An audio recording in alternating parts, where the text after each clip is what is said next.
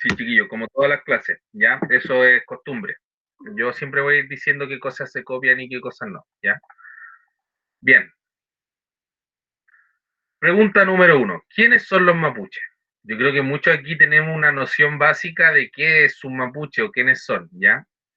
Los mapuches ocuparon en Chile entre los ríos Itata, ahí está mal colocado el acento, Itata por el norte, ya el Itata queda aquí en la zona central, y Tolten por el sur, mezclándose con los picunches y los huilliches, en la región de la Araucanía, novena región, y entre la octava región del Biobío y la décima cuarta región de los ríos. Eh, Básicamente todo el territorio mapuche tiene que ver con la zona central y sur de nuestro país, ¿ya? Desde el río Itata, pasando por lo que hoy conocemos por como Concepción, ¿cierto? Acá está el río Biobío y todo lo que se le conoce como la Araucanía, ¿ya? En el fondo, todo lo que vendría siendo parte de la zona central, digamos, desde Santiago hasta lo que podría considerarse eh, Villarrica, Osorno, ¿ya? Habría sido territorio poblado por mapuches, pero eso estamos hablando solamente tomando la referencia chilena, ya que van a haber mapuches que van a poblar también parte del territorio argentino.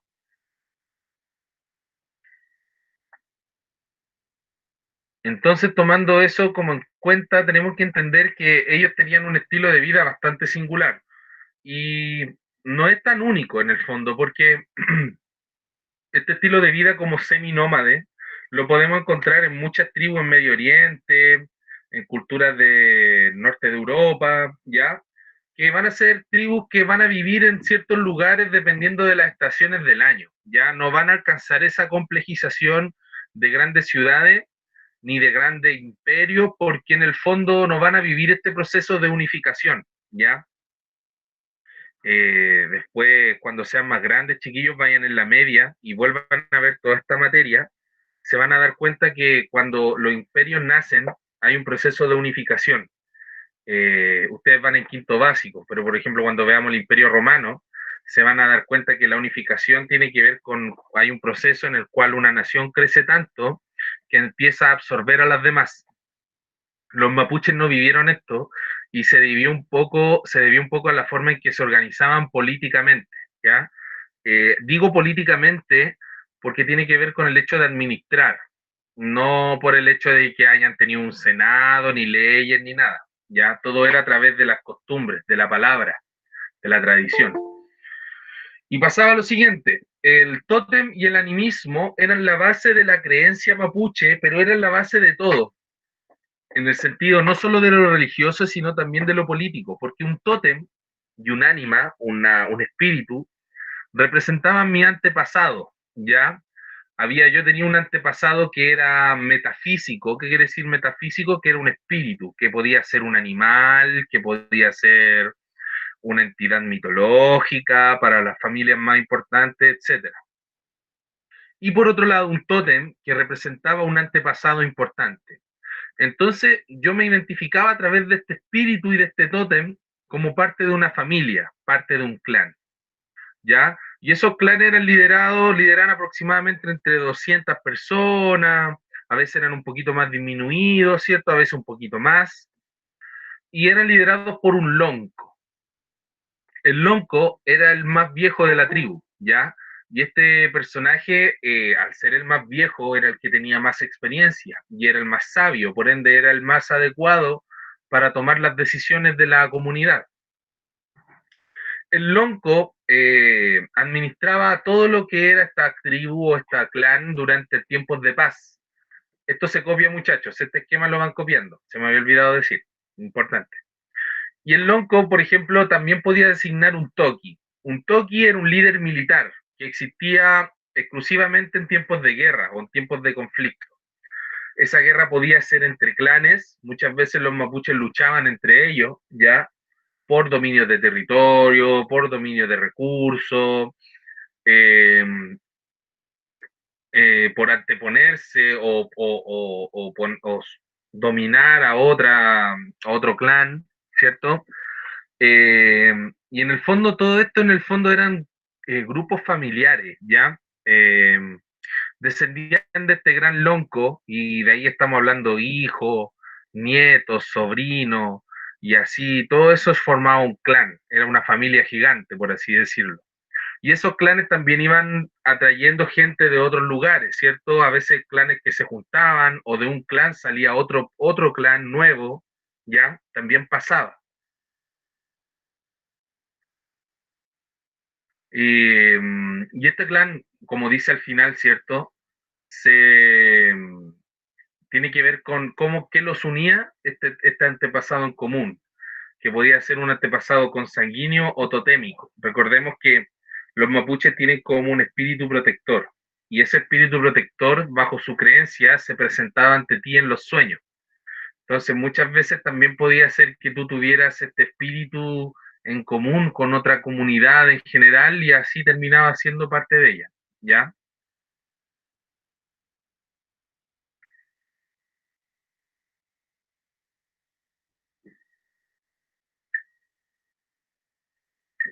¿Alguna pregunta?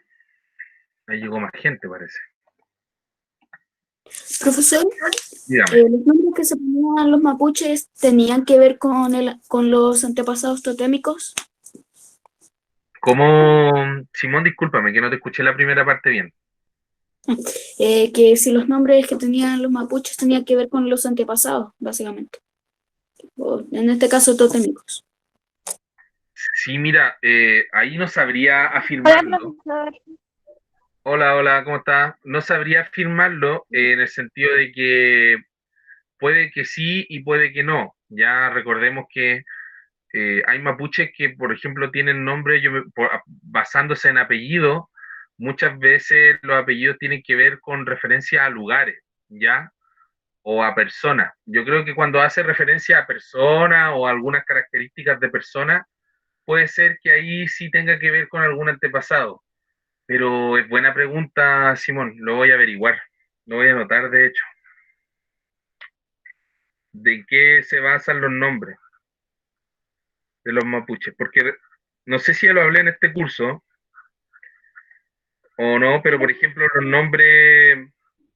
Profesor, espa- los nombres de los españoles, que son los nombres que nosotros tenemos, muchas veces hablan de lugares de donde venimos y también de oficios. Dígame, lo escucho. profesor, ¿a qué horas empezó la clase? A las 11:30 empieza, como todas las semanas, ¿ya? Ah, ¿y hasta qué hora es? Hasta las 12:30. Ahora, Simón, recuerda que la cultura mapuche igual tenía mucha interpretación y mucho simbolismo con la naturaleza, Sí, con lo que era en las raíces. Entonces, muchos tótem tenían relación con la naturaleza y de ahí hacían como la relación a la familia. Pero su base, acuérdate que tenía una cultura muy arraigada a lo que era la Pachamama, la naturaleza en sí, porque ellos creían mucho en esto.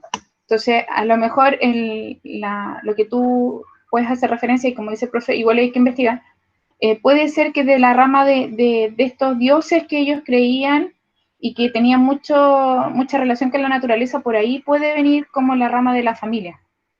¿Mm? sí, es importante lo que dice la profe ahí porque en el fondo eh, los mapuches podían tomar como un elemento sagrado una montaña o un árbol en específico, ¿ya? Y hay nombres mapuches como por ejemplo Millaray, que significa flor dorada, ¿ya? O yo sé que cura, todo lo que termina en cura o empieza en cura tiene que ver con el tema de las piedras, de las rocas, ¿ya? Entonces ahí también podemos hacer referencia quizá a algún cerro o alguna localidad en específico. Eh, entonces habría que averiguar bien en qué se basan los mapuches para tener sus nombres y apellidos. Porque en la cultura occidental, como los españoles, se basan en lugares de origen o en oficio o en características en específica. Por eso hay gente que es herrero eh, o gente que es con apellidos con nombres de lugares, ¿cierto? Como con gentilicio, etcétera. Eh, Acá tenemos una imagen de cómo se celebra de cierta forma estos antepasados, ¿cierto? podemos encontrar, y es lo más probable que encontremos en las comunidades, si algún día usted tiene una posibilidad o ha visitado, yo no sé, alguna comunidad mapuche, siempre va a encontrar un tótem, que es el representante del antepasado en común, ¿ya? Hasta hoy en día esas tradiciones se llevan a cabo, de hecho esta foto es bastante reciente. Acá hay un poco de esta división administrativa política, ¿ya? Un poco diferenciar lo que es un toqui de un lonco. Yo dije que un lonco eh, era la autoridad máxima y era porque era el personaje más antiguo, más viejo de la tribu, y eso lo transformaba en la autoridad máxima, ¿cierto? Aparte que por lo general un lonco era un gran guerrero que, o sea, en su juventud había sido un gran guerrero, ¿cierto? Un toqui. Entonces da órdenes, pero nadie puede dictársela a él. Ya es como un mini rey, para que se hagan esa idea. Era jefe en tiempos de paz. Él era también el que decidía cuándo había paz y cuándo había guerra, cuándo había que pelear y cuándo no había que pelear, ¿cierto? Y era también el que establecía su legado. Ya era casi un tótem vivo. Esa es la idea del longo, ¿ya? Era también el más cercano al antepasado en común que todos tenían. Y también estaba el Toki, que era el jefe de guerra. Los Tokis muchas veces podrían ser nombrados por el lonco, ¿cierto? Designado también por el lonco, pero también habían Tokis que eran autoproclamados, que se rebelaban ante estos loncos y finalmente ahí podían hacer otro clan, qué sé yo, o haber una guerra entre clanes, ¿ya? El Toki siempre se va a caracterizar por ser un líder militar y ser y bastante más joven, ¿ya? Es un guerrero activo, por así decirlo. En cambio, el lonco va a ser una persona más viejita, más entrada en años, ¿cierto? Pero con más sabiduría y más poder político, claramente. Aquí tenemos una de las una de las cuantas representaciones del pueblo mapuche, ¿ya? Aquí tenemos la foto de un cacique, que esta foto es real, es bastante antigua, yo creo que por ahí como principios del siglo XX, ¿ya? Esto es un cacique mapuche, un lonco, digamos, ¿cierto? El poncho representa mucho esas figuras. Mire, esas figuras que tienen ahí a lo largo son las mismas figuras con las que pintan la bandera de Lautaro y también su taparrabo. Esta imagen de Lautaro representa también un toqui, ¿ya? Cómo se podría ver un toqui en esos tiempos. Y un lonco se veía como un personaje mucho más pacífico, ¿cierto? Alguien con quien yo podía establecer una relación política. En cambio, yo al ver un toqui veo claramente que es un guerrero. Lautaro caracterizado con su caballo, ¿cierto? Por ser el primer indígena en aprender a montarlo y enseñarle a los demás mapuches. Bien. ¿Cómo se organizaba la sociedad mapuche o la cultura mapuche en el sentido, dejando de lado esta parte de los liderazgos, cómo se organizaban esta tribu, este clan, ¿cierto? Primero que nada hay que entender que el clan, esto se copia de los mapuches, este clan se le llamaba Regua o Rewe, ¿ya? Son estos grupos de familias ligadas a un antepasado común o totémico, ¿ya? El Rewe entonces era este famoso clan, uno pertenecía a un Rewe, o también como se le conoce como las comunidades mapuches, viéndolo desde el lado criollo, ¿cierto? Eh, Muchas veces hablar palabras en mapudungún puede ser considerado como apropiación cultural por parte de ellos, sobre todo, ¿ya? Ellos reconocían un territorio como propio y esos territorios se respetaban, ¿ya? Se respetaban entre sí y a veces cuando no se respetaban terminaban netamente en conflicto, ¿ya? Era una sociedad segmentada, ¿qué quiere decir? Que estaba dividida. Ambos tenían los mismos, o sea, todos los clanes en general, todos los rehues, eran mapuche.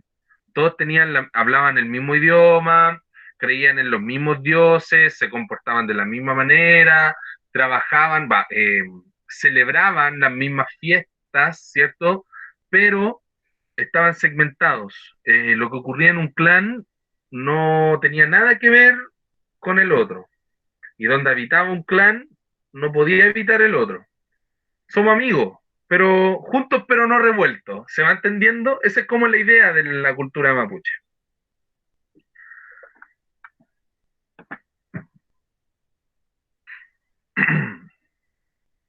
En caso de guerra o conflicto, se unían para enfrentar a un enemigo en común. Y eso va a pasar justamente cuando lleguen nuestros amigos europeos, españoles, ¿cierto? Profesor, Dígame.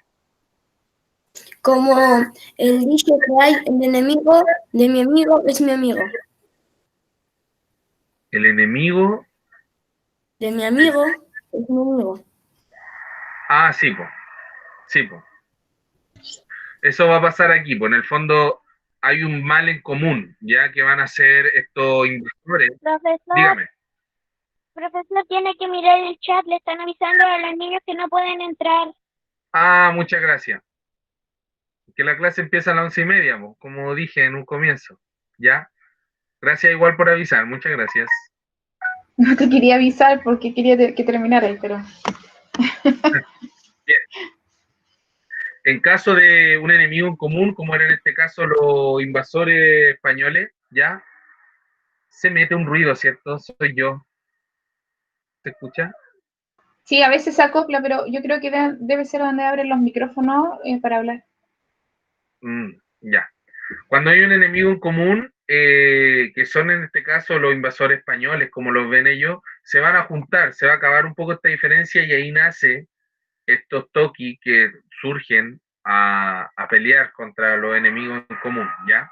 Pero eso solo pasaba cuando había un enemigo en común, el resto del tiempo se trataba de convivir entre ellos, entre sus tribus.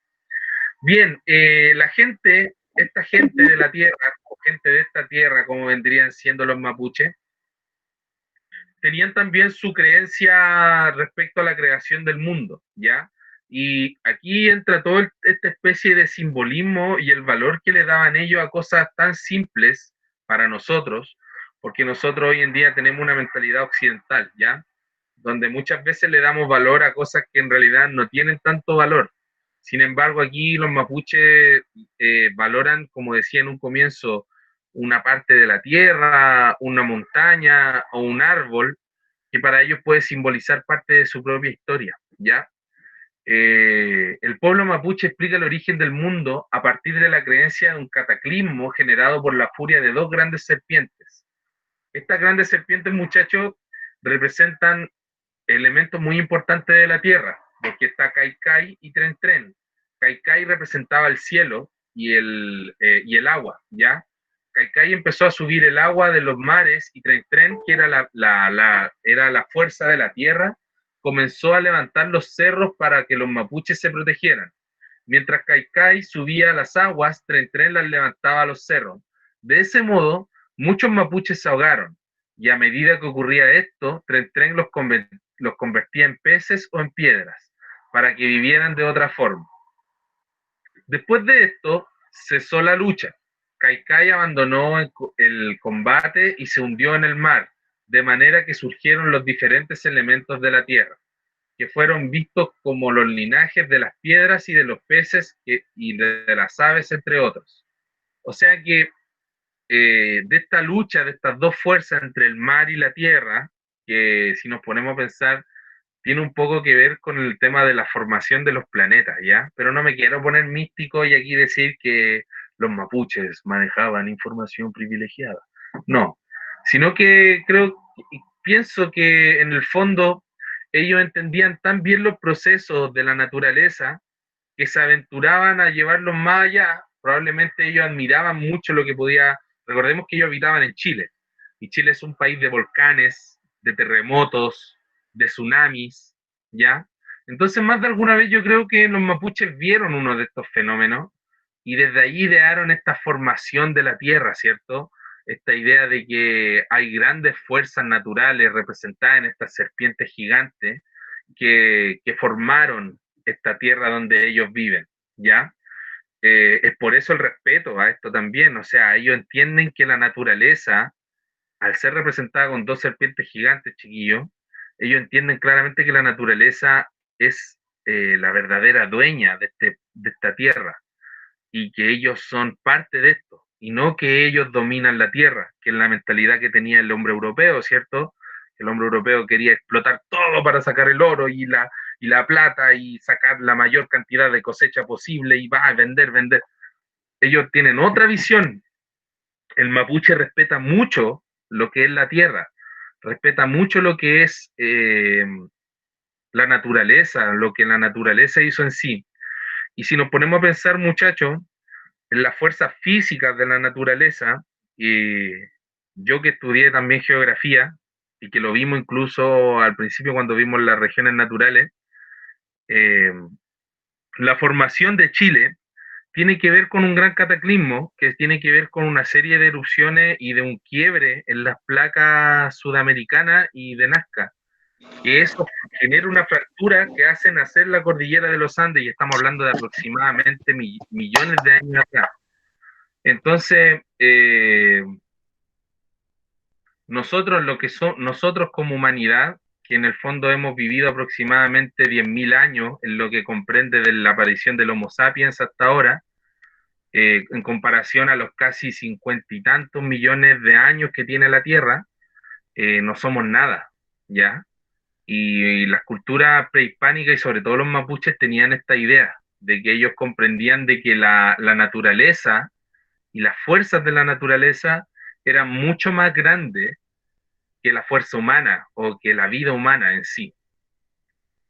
Quizás faltaría un poquito rescatar este respeto a la naturaleza, ¿cierto? Y entender que quizás los mismos fenómenos naturales que nosotros vivimos hoy en día, que cada vez azotan más fuerte y destruyen nuestras ciudades, nuestras calles, nuestras casas, tiene que ver un poco con este tema de que no hemos respetado los entornos naturales, ¿ya? ¿A qué voy? Es que, por ejemplo, es obvio que va a haber un aluvión cuando yo llegué y saqué todos los árboles del cerro, árboles que absorben el agua cuando llueve, ¿cierto? Entonces, obvio que voy a provocar un aluvión cuando ya no está esa vegetación, ¿ya? Es obvio que voy a provocar una inundación si yo llené un canal que era para conducir el agua de la lluvia, lo llené con basura, ¿cierto? Es obvio que va a producir una inundación, un colapso en la calle y se va a salir el agua servida y todo eso. Entonces, a veces nosotros deberíamos entender un poquito más cómo funcionan las fuerzas de la naturaleza. Y aquí es súper loco porque en el fondo se mezcla lo que es la religión con cosas tan lógicas como la física, la geografía. eh, es súper loco. Yo no estoy diciendo que la visión occidental judeo-cristiana esté mal, porque en el fondo la religión católica nos enseña algo súper importante también, que son el tema de los valores, de la honestidad, del compañerismo, del amarse entre prójimos, ¿cierto? Y todo eso que es súper bacán, es súper lindo, pero quizás deja un poco de lado esta visión de la naturaleza, ¿ya? Ojo ahí con eso. Entonces, aprovechando un poco este tema de que nosotros somos la mezcla de esta cultura europea y indígena, podríamos valorar y tomar en cuenta ambas visiones. Es súper importante eso. Acá tenemos una representación bien bacana de lo que vendría siendo Tren y Caicaya ahí dándose madrazos, ¿cierto? ¿Cuál batalla Pokémon? Así, una cosa así. Sí. Además, añadiendo lo que dice el profesor, si ustedes han visto la noticia con respecto a este tema de la cuarentena, muchos han unificado sus criterios diciendo que el hecho de que todo este tiempo no hay mucho desplazamiento de gente ni de vehículos ni nada de eso, ha permitido que baje la temperatura de la Tierra y el calentamiento global se haya detenido un poco y hayamos tenido la manifestación ahora de mucha lluvia que hace tiempo no veíamos. Entonces todas estas cosas hacen pensar que nosotros, como dijo el profesor, en ningún momento hemos tenido la conciencia del daño que hemos producido. Hemos cortado árboles, hemos sacado cerros. Entonces antes nunca se habían visto tantas trombas marinas, por ejemplo, y ahora sí se están viendo, y es sencillamente porque ya no hay tanto árbol que detenga el viento. Entonces esas cosas a la larga nos han pasado la cuenta, y hemos tomado territorio que no nos corresponde, y cuando hay un terremoto, en general Chile queda muy devastado, y es porque hemos tomado parte de lo que no debiéramos. Y por eso aquí está la guerra también hacemos la mención de los mapuches, que los mapuches no quieren más intervención, entonces ellos se están oponiendo a que haya más industrialización de sus tierras, y por eso quieren que se las devuelvan. Sí. Cuando no hay movimiento en Santiago, no hay auto, no hay gente, no hay ruido, han bajado pumas desde los cerros Cóndores también. también. Sí, Sí. es súper importante ese tema que menciona la profe, en el tema del respeto a la naturaleza, porque en el fondo lo que nosotros nos hemos dejado llevar, y nosotros mismos, ya no solo en el sistema industrial y todo eso, nosotros mismos a veces ensuciamos o no tomamos la consideración de aspectos tan simples como, no sé, ahorrar agua, ahorrar luz, etcétera. Y eso va desgastando, porque en el fondo somos varios que hacemos lo mismo y al final eso va desgastando de forma innecesaria todo lo que es la naturaleza, ¿ya? Eh, Profesor, dígame. una pregunta, ¿qué significa mapuche? Mapuche significa gente de esta tierra, ya gente de la tierra se creía en un tiempo, pero es gente como en el sentido, esa frase no tiene que ver con que sea gente de tierra o gente que vive en la tierra, sino que tiene que ver con todo esto que hemos mencionado, que tiene que ver con que ellos pertenecen a la tierra, gente de la tierra, ¿se entiende? Ellos respetaban mucho todo este orden, y a lo que quería ir a todo esto es que yo una vez escuché una frase muy linda que decía que la naturaleza es la acomodación del caos, porque si nos ponemos a pensar, todo este planeta se formó a partir de un caos, que en el mito del Génesis, de la creación, nos resumen ese caos al orden de la naturaleza que hoy en día nosotros vivimos, lo reduce a 7 días, ¿cierto? Que es la creación. Pero esos 7 días tienen mucho desierto, pero también equivocado en el sentido de que no fueron solamente 7 días, estamos hablando de que fueron millones de años de adecuación, de lo que en algún momento fue caos, explosión, agua, vapor, hierro en el aire, una cuestión, una ensalada de cosas, chiquillos, que sería difícil de explicar, ¿ya? Y eso pasando los años, tras años, tras años, tras años, se fue formando, hubieron piedras que se fueron deshaciendo y se formaron los continentes, después los minerales cayeron de la atmósfera a través de la lluvia y se formaron los mares. Es un proceso que llevó miles de años, chiquillos, y que en el fondo nosotros como humanidad somos una parte pequeñísima dentro de todo este proceso. Y la naturaleza es la adecuación del caos en ese sentido de que ha pasado mucho tiempo. Y quizás y esa es la lección más importante de todo eso, que quizás de algún desorden de lo que nosotros como humanos podamos considerar lo que es un desorden, quizás probablemente es solo un paso más o un proceso. Muchas veces nosotros nos asustamos, ahí llegó más gente, muchas veces nosotros nos asustamos al ver un temblor, un aluvión, un terremoto, una tromba marina, pero hay que entender que son parte de la naturaleza y esos fenómenos existen eh, desde que la Tierra, o como diría mi abuelita, desde que el mundo es mundo, ¿ya? Y como mencionaba también la profe, los mapuches le dan un valor sentimental, sagrado a un cerro o a un bosque, pero eso no está de más, no es mero capricho de su religión, sino que hay que entender de que este mismo hecho de las trombas marinas existe porque en la zona costera se ha deforestado demasiado, se ha sacado todo lo que son los bosques que existían en la zona costera. Nuestras playas hacia el sur, son muy distintas a las playas hacia el norte, ¿ya? Porque en el sentido, nosotros lo que tenemos en el sur es bosque y después playa. Y todos esos bosques se han ido talando y sacando esos árboles, y eso ha provocado que esos árboles que paraban el viento desaparezcan. Y que para nosotros algo tan insignificante como un árbol, ¿cierto? Porque a nosotros así nos enseñaron, un árbol es madera, madera en estado bruto. Así le enseñaron a uno, ¿cierto? Pero en ningún momento nos dijeron que los bosques servían para eso, para mantener un equilibrio entre el viento, la tierra, y que no se formaran estas trombas, o Claro. que absorbían el agua y que con eso evitábamos los aluviones. En ningún momento se nos enseñó eso de un árbol, solo se nos enseñó que es un lugar de donde podemos sacar madera y que hay que cuidarlo, nada más. Y que nos sirve, nada más. Y que sirve para el uso personal. Claro, entonces esas son cosas muy importantes a la hora de considerar esta cosmovisión de los mapuches. Bien, basando y siguiendo el tema de la cosmovisión, tenemos el tema del animismo, ¿ya? El animismo tiene que ver con la creencia en los espíritus, espíritus en comunes, espíritus que podían ser en forma de algún animal o también un elemento de la naturaleza, como un cerro o un árbol, un bosque en específico, ¿ya? También se creía que, por ejemplo, estaba el tótem, que era este antepasado, y también estaba el pillán. Ojo aquí con esto, porque el pillán Nechen, el pillán era este como espíritu malo.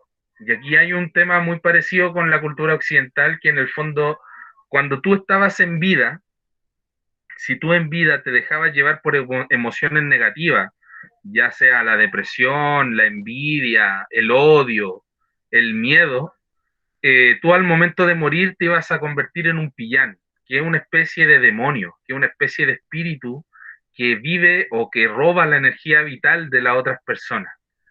Y ahí ellos le dan un poco el sentido al sentido de la vida, que en el fondo yo durante mi vida tenía que ser un aporte para mi clan, ¿cierto? Una buena persona, honesta, que ayudara, sin envidia, sin odio, sin molestar a mis compañeros, ¿cierto?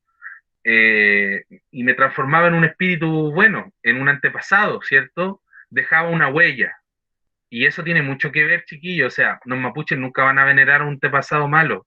Si tuvieron un antepasado que era un asesino, ladrón o violador, qué sé yo, ¿cierto? Ellos no lo van a venerar. Probablemente ese antepasado sea olvidado y se transforme en un pillán, ¿ya? Los antepasados que ellos veneraban eran grandes guerreros, ¿cierto? Grandes líderes, o mujeres que eran muy sabias en este sentido de lo espiritual, o grandes madres que habían tenido muchos hijos, ¿cierto? Todas esas cosas ellos veneraban, pero nunca las cosas malas, ¿ya? Es muy importante en eso. Y está el machi o la machi, ¿ya? Que hoy en día se compone exclusivamente por mujeres, pero en un momento también fueron hombres, ¿ya?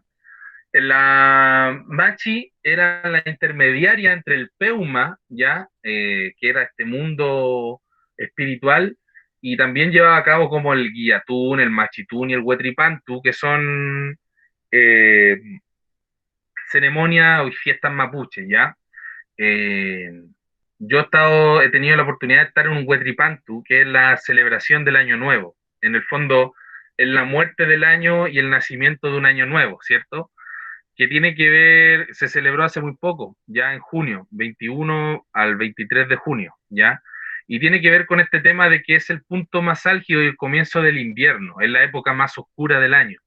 Entonces es ahí donde muere el año y empieza a nacer uno nuevo. Eh, Todo este cíclico anual, este ciclo anual es lo que se celebra. Y nada, en esa fiesta, por ejemplo, está la machi, ¿ya? Que es la que bendice una ofrenda que se le hace a la tierra, ¿ya?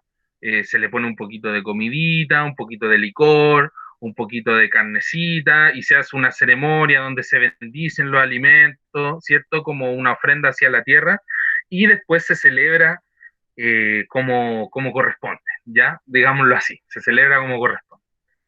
Y también otro elemento muy importante de la cultura mapuche es el cultrún, ¿ya? El cultrún es esta especie de tamborcito que nosotros lo hemos visto probablemente en muchos lugares, ¿ya? Muchas veces sin entender qué significa, ¿ya? El cultrún efectivamente es un instrumento musical, pero no se usa para batucadas ni para fiestas. Bueno, sí, sí, se puede considerar una fiesta así, una ceremonia así, sí, ¿ya? Eh, pero no es un instrumento musical que se use, no sé, para una banda, etcétera, sino que es un instrumento musical que tiene un significado religioso, tiene un significado espiritual, ¿ya? Y se usa solamente para ocasiones especiales. Se supone, y aquí volvemos a este tema de la naturaleza y de la física, y que se mezcla con la física y con la magia y todo esto, que recordemos que todo este mundo, el mismo calor, el sonido que yo emito a la hora de hablar, son vibraciones, ¿cierto? Y esas vibraciones provocan cosas en nuestro cuerpo. Nos pueden hacer sentir bien, sentir mal. De hecho, la música son vibraciones. Cuando nosotros escuchamos esas vibraciones, nuestro cerebro se estimula y podemos estar, si escuchamos una canción alegre, nos vamos a poner felices, vamos a querer bailar, cantarla, etcétera. Si escuchamos alguna canción triste, nos va a dar pena y vamos a entrar en una especie de letargo, ¿cierto? Nos vamos a poner así. Entonces, la vibración es muy importante y aquí los mapuches vuelven a acertar al poner un tambor, ¿cierto? ¿Y qué es un tambor? Es netamente vibración del aire, pues chiquillos, pum, pum, pum. ¿Y qué vibra así? Tu corazón. Entonces, esto hacía que ese vibrar del tambor, pum, pum, pum, fuera de a poco siendo una cosa hipnotizante en la ceremonia. Y entonces uno empezaba a estar vibrando también internamente al ritmo del tambor. Recordemos que nosotros, dentro de esta piel, somos carne, hueso y sangre. Y esa sangre vibra cuando sentimos estos ruidos. Importante, importante. ¿Qué representaba el cultrún? ¿Por ahí alguien quiere hablar? Lo escucho. ¿No? ¿No? ¿Alguien quiere preguntar algo en estos momentos? ¿No? Bueno, yo le voy... Dime, Juan. Yo tengo una pregunta. sí. ¿Para qué tipo de ceremonias se ocupaba el cultum? Para todas en general, ya tenía distinta variación. Recordemos que si bien cada ceremonia, yo tengo entendido que un machitún puede ser una ceremonia como de sanación, ya se decía a los enfermos. El guillatún es como para celebrar y el huetripantú es esta ceremonia de fin de año, por así decirlo. Pero todo el cultrún se usaba por lo general en todas, tengo entendido, ¿ya? Porque el cultrún en el fondo es como el instrumento ceremonial de la machi. Eso pasa. Sí. Buena pregunta. Sí, yo te voy a contar algo, Ashley. Yo fui de vacaciones al sur y fuimos a una parte, sí, así como media lejana y había una machi. Y ella hacía sanaciones. Y yo me puse. Y como dice el profesor, te ponen esto y de verdad que es hipnotizante el sonido. Y tú como que te pierdes y ahí se acercan a ti y bueno, ellas hacen con su lenguaje muchas cosas en ese minuto, pero sí, es como que tú llegas a un trance, o sea, te piden por favor que no pienses en nada y llegas como un trance, es increíble. Y tú después te dicen todo, pero en el fondo ellas como dice el profesor, con la vibración pueden saber si tú realmente, tu espíritu está decaído, si estás enfermo, si tienes como cómo está en cierto modo el aura, porque ellos son súper espirituales. Y es como llamativo. Tú no creerías, tú tienes que prestarte en forma consciente a esto, pero sí, este sonido llega y te deja en un trance impresionante. Es muy llamativo. Sí. Bonito Profesor, es bonito que nos cuando cuente su íbamos- experiencia, profe. Porque yo, por lo menos personalmente, nunca he tenido la oportunidad de vivir algo así. Pero como dice la magia, para que se lleve a cabo esta especie de vibración, también tiene que haber una disposición mía a creer. Y no solo a creer, sino también como un poco a entender un poco, así como cuando yo rezo y entiendo que la oración puede ser una conexión directa hacia Dios, entender que estos son otros tipos de procesos, que no son más ni menos efectivos a la hora de poder entenderse uno mismo. Por ahí alguien quiere opinar también. Por favor, lo escucho. Profesor Dígame. o profesora, hace que es el sonido cuando los mapuches empiezan a hacer este sonido, o sea que eso puede hasta hipnotizar. Claro, lo que pasa es que como te mencionaba yo, y aquí ya entra un tema que escapa del tema de los mapuches, es este tema de las vibraciones, de que en el fondo todo en el mundo, todo lo que es energía, ya sea el calor, el sonido, la luz, etcétera, todo eso es el mismo internet, ¿cierto? Todo eso es vibración, todo eso es una onda que está llegando constantemente hacia ti. Entonces, el sonido de un tambor que vibra y que está todo el rato, mientras tú estás en una disposición de poder conocerte a ti mismo, entrar en un trance, obviamente va a lograr hipnotizarte. Así como una buena canción te pone contento, una canción triste te pone triste, es lo mismo, más o menos el mismo efecto, pero prolongado, digamos, ¿cierto? Una canción es un poquito más simple lo que provoca. Bien, pasando al... Ah, bueno, no expliqué lo que era un cultrún, pues chiquillos. El cultrún es una representación básica del universo, ¿ya? Porque tenemos las 4 estaciones del año y los 4 puntos cardinales. Al tener las 4 estaciones del año, como el Rimu, el Wailun, el Pewu o el Puquén, eh, tenemos la representación del paso del tiempo. Y al representar los puntos cardinales, tenemos el Picún Mapu, el norte, el Puel Mapu, el este, el Willy Mapu, que es el sur, y el Gulu Mapu, que es el oeste. Tenemos la representación del espacio. Entonces aquí ya esto es muy sacado, esto es muy loco, pero aquí ya tenemos una representación del tiempo y el espacio. Y cuando hablamos de tiempo y el espacio, estamos hablando netamente del universo.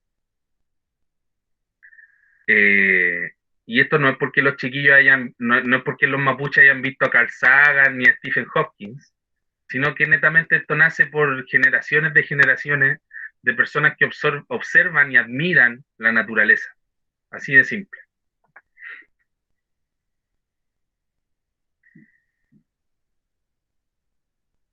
Bien, los mapuches vivían por lo general en ese tipo de vivienda que es en la ruca. Y hoy en día también existen las rucas, pero se ocupan como centros ceremoniales o de agrupación, ¿ya?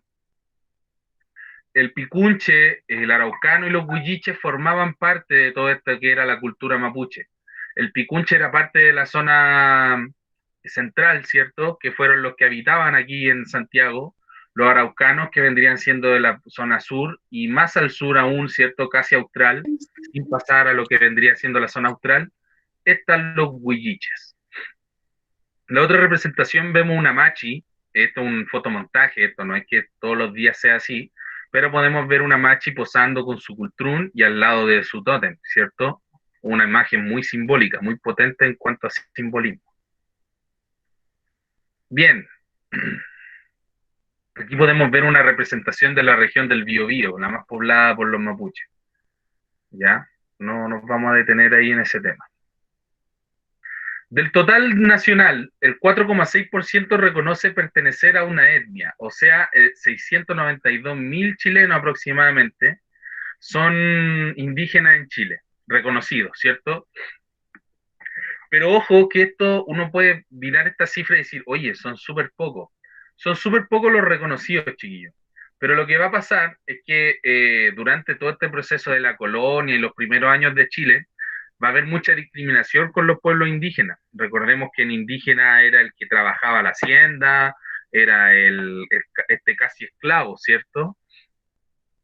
Entonces muchos indígenas mestizos se van a empezar a cambiar su apellido, ¿ya? Y se van a perder muchos linajes mapuche en el tiempo porque muchos mapuches se van a cambiar sus apellidos españoles, ¿ya? Entonces, por eso es que habemos muchos de nosotros que quizás tenemos mucho de indígena en cuanto a rasgos físicos, porque probablemente nuestro bisabuelo o tatarabuelo se cambió el apellido, ¿ya? Y tenemos quizás mucho de indígena, pero no tenemos el legado claro, se perdió por esta situación, ¿ya?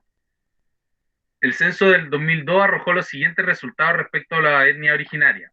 Los mapuches, siendo el 87% del total de los indígenas, luego vendrían los aymara y atacameños, ¿ya?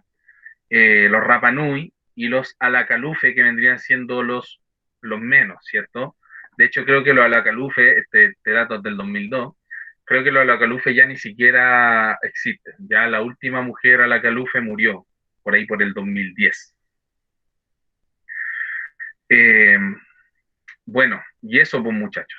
Con eso terminamos la clase de hoy. ¿Alguna duda, pregunta, sugerencia? ¿Cómo les gustó la clase? ¿Estuvo buena? Sí, ¿Faltó estuvo muy algo? divertida la clase. Sí, muy buena, muy buena, muy buena.